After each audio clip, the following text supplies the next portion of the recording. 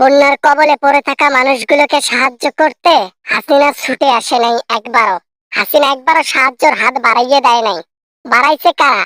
যারা সাধারণ জনগণ থেকে এসেছে, তারাই শুধু বন্যার কবলিতে পড়ে থাকা মানুষকে হেল্প করেছে। সরকার না থাকলে কি মানুষ হেল্প করতে পারতো?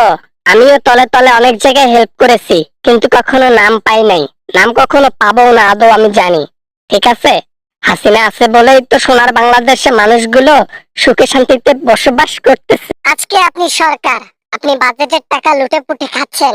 আজকে আপনি সরকার, আপনি পদবিতে আছেন, ক্ষমতায় রয়েছেন, জনগণের টাকা মেরে খাচ্ছেন।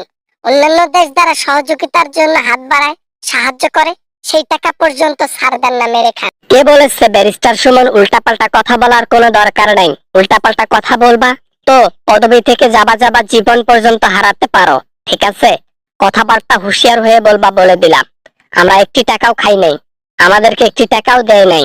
এসব বলা লাগে না। প্রতিটা ফান্ড থেকে গোপন তথ্য প্রকাশ পায়, সেখান থেকে আমরা জানাজানি করি। আর এটা জানার পিছনে আরো একটা কারণ আছে।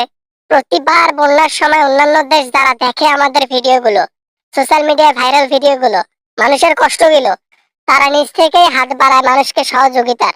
তাদের তো টাকা পয়সার অভাব নেই, তারা হেল্প করতে সরকারি ফান্ডে টাকা বিনিয়োগ করে এবং টাকা দেবার জন্য কথা বলে, কিন্তু সেটা সরকার আর সাধারণ পাবলিককে দেয় না। আমাদের অবদানগুলো পাবলিক ভুলে গেছে মনে হয়। হাসিনা কি না করেছে? বরিশালের জন্য পদ্মা ব্রিজ করে দিল, মেট্রো রেল করে দিল, ঢাকা শহরে যেন চলাচল ভালোভাবে করতে পারে, মানুষ জ্যামজটে না পড়ে। আরো কত উন্নয়ন করলাম রে বাবা, আজকে পিঠে এইভাবে ছুরি মারলো। চাইলেই সঠিকভাবে বাজেট খরচ করে বাংলাদেশকে মিনি আমেরিকায় পরিণত করা যায়, কিন্তু সেটা সঠিকভাবে ব্যয় না করার কারণে এটা কখনোই পসিবল হয় নাই। বাংলাদেশের মধ্যে বাটপার বেশি, চোর বেশি, যার কারণে উন্নয়ন কম, চুরি বেশি। এত অর্থ আছে যে আমার চুরি করার প্রয়োজন পড়বে না। আমি চুরি করি নাই কখনো। জনগণের টাকা আমি মেরে খাওয়ার মতো লোক না। জনগণের দুই একটি টাকা কেন আমি খাবো? আমার কি টাকার অভাব? আমার ছেলে টাকার অভাব যে আমরা চুরি করে খাবো জনগণের টাকা? তারপরও চুরি করেন, কি আর করবেন? বংশনীয় খাইছিল তেইটা।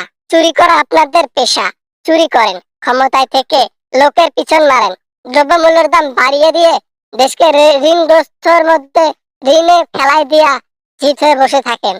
এখন তো ঋণের বোঝা জনগণের উপরে, নিশ্চিন্তে ঘুমান আপনি। তা ঘুমাবো না? অবশ্যই ঘুমাবো। ঋণের বোঝা জনগণের উপর থাকবে না? ঋণ করেই তো বাংলাদেশকে উন্নয়ন করেছি। এত টাকা, এত অর্থ কোথা থেকে আসবে?